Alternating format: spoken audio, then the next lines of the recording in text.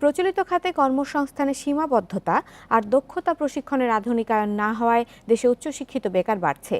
আইএলওর সবশেষ প্রতিবেদন বলছে দেশে উচ্চশিক্ষিত বেকারের হার প্রায় 11%, যা এশিয়া ও প্রশান্ত মহাসাগরীয় অঞ্চলে দ্বিতীয় সর্বোচ্চ। সমস্যা সমাধানে উদ্যোক্তা তৈরি ও প্রশিক্ষণমূলক কার্যক্রম জোরদারের তাগিদ বিশ্লেষকদের। প্রতি বছর তরুণদের একটি বড় অংশ শিক্ষা গ্রহণ শেষে যুক্ত হচ্ছেন শ্রমবাজারে, কিন্তু উপযুক্ত প্রশিক্ষণ এবং দক্ষতার অভাবে হচ্ছে না কাঙ্ক্ষিত পর্যায়ের কর্মসংস্থান। ফলে বাড়ছে বেকারত্ব।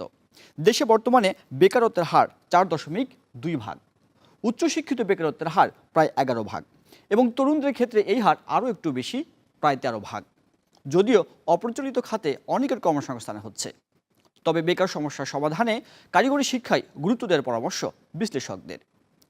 38তম বিসিএস পরীক্ষায় 2024টি পদের বিপরীতে আবেদন করেন প্রায় 4 লাখ, অর্থাৎ একটি পদের বিপরীতে লড়াই করেন 192 জনের বেশি। সরকারি 8 ব্যাংকে নিয়োগ পরীক্ষায় 1663টি পদের বিপরীতে আবেদন করেন 2,13,000, অর্থাৎ একটি পদের বিপরীতে লড়েন 128 জন। এই পরিস্থিতি থেকে বোঝা যায় দেশে উচ্চশিক্ষিতের কর্মসংস্থানের দুরবস্থা। আন্তর্জাতিক শ্রম সংস্থা আইএলওর প্রতিবেদন অনুযায়ী এশিয়া ও প্রশান্ত মহাসাগরীয় অঞ্চলে 28টি দেশে মোট বেকারের সংখ্যা 8 কোটি, এবং এই অঞ্চলে গড় বেকারত্ব 4.1%। যদিও বাংলাদেশে এই হার 4.2%। অর্থনীতির চাহিদা অনুযায়ী দক্ষতা এবং যোগ্যতা সম্পন্ন জনশক্তি তৈরির পরামর্শ বিশ্লেষকদের। শিল্প নির্ভর যে অর্থনৈতিক অগ্রযাত্রা হচ্ছে, সেইখানে একটা বড় অংশ কর্মসংস্থান তৈরি হচ্ছে টারশিয়ারি লেভেলের নিচে শিক্ষিতদের জন্য, অর্থাৎ যারা এসএসসি এইচএসসি পাস বা তার চেয়ে কম শিক্ষিত।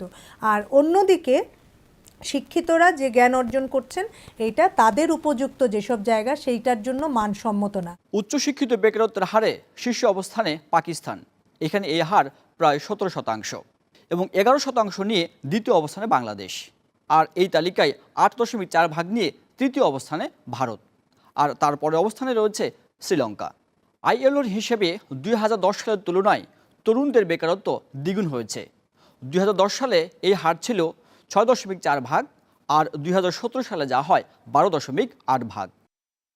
উচ্চশিক্ষিত তরুণদের কর্মসংস্থান বাড়াতে কারিগরি শিক্ষা এবং দক্ষতায় সংস্কার আনার পরামর্শ বিশেষজ্ঞদের।